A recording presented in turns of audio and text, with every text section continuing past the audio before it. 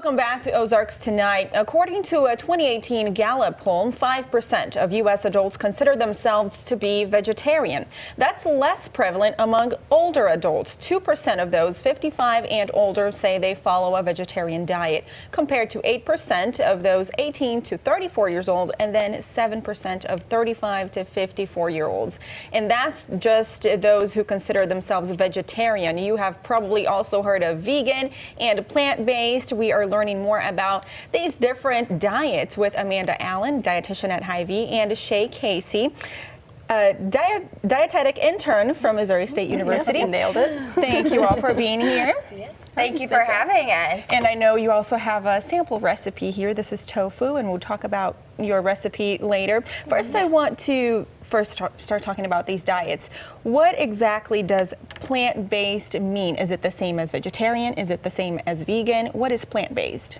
Yeah, so plant-based is going to be very similar to vegan, but by the National Institutes of Health, they actually define it as a reduction in the consumption of animal foods. So vegan is going to be more tied to a certain sort of belief system, whether it's the ethical treatment of animals or even for sustainability.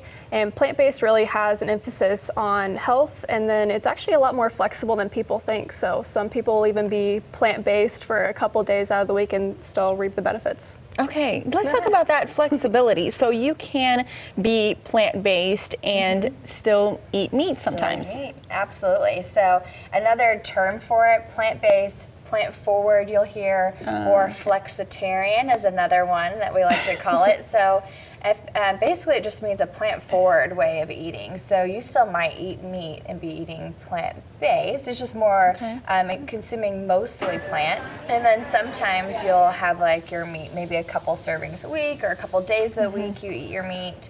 But there's several different types, even pescatarian, which is more seafood, and they'll still do dairy and eggs, but no red meat. But basically, if you want to stick with a diet, whichever one you choose is healthy for you.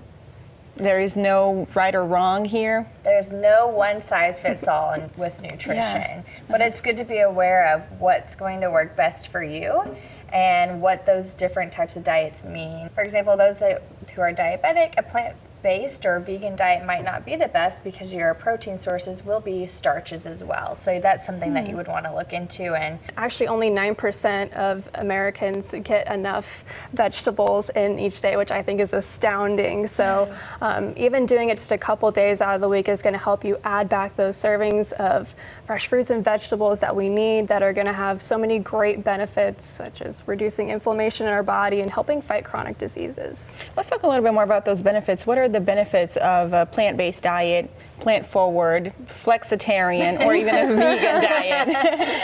All these foods are going to be helping reduce inflammation in our body, which might even be occurring when we can even feel it happening. So most chronic diseases, they all have inflammation as being linked to it and causing what's going on. It can help, reduce hyperlipidemia.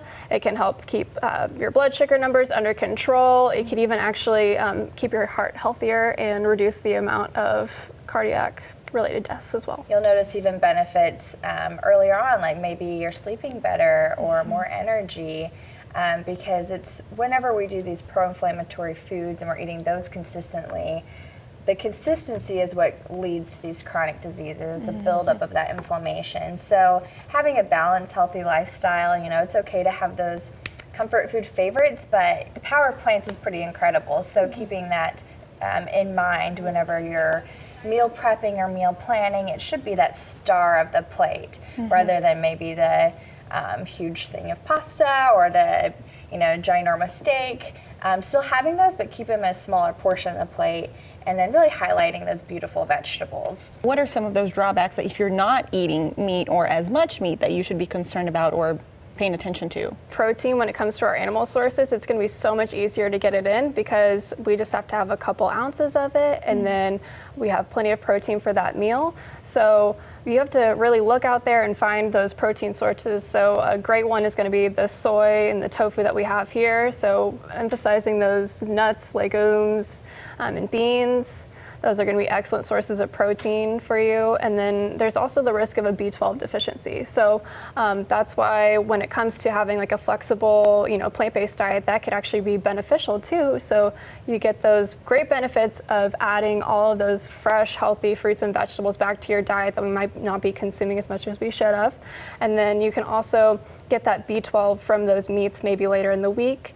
And then also, control the pro-inflammatory aspects of some of those foods. And you don't have to worry about, taking a B12 supplement every single day. So. Okay, so you don't have to necessarily take those supplements every day? Not with a plant-forward based diet, but if you're going vegan and you're really not eating any meat, you might want to consider taking a B12 daily. Or the crispy baked tofu that we have here. Yeah.